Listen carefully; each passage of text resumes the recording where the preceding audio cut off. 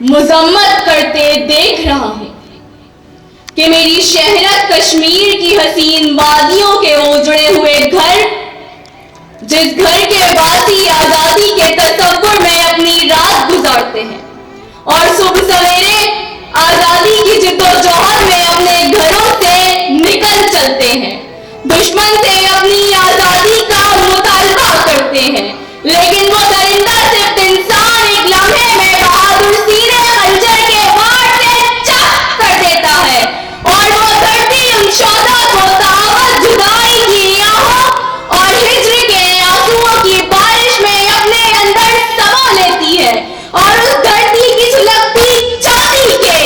بے چین شرارے پوچھتے ہیں، تم لوگ جنہیں اپنا نہ سکے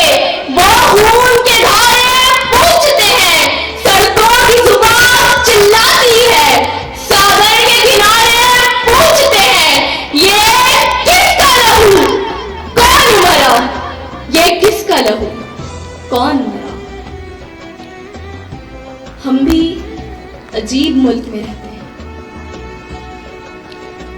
کہ جس ملک کی شہرت جنت نظیر وادی کشمیر پر گزشتہ 70 برس سے قید واجب تھی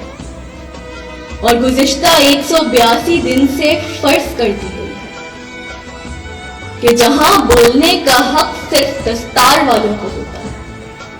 اور سوچنے والے کا سر اس کے جسم کا حصہ نہیں رہنے دیا جاتا، کہ جہاں نوشتہ تقدیر انسان لکھتا ہے، کہ جہاں فضا خاموش ماتمی دھنوں سے گونجتی ہے، کہ جہاں کفن مہنگے اور قبریں نایاب ہوتی ہیں، کہ جہاں برہان وانی، افضل گرو اور عبدالراحت جیسے جوانوں کی لاشیں روز کا معمول ہوتی ہیں، لیکن آج بھی کشمیر کی ہر گلی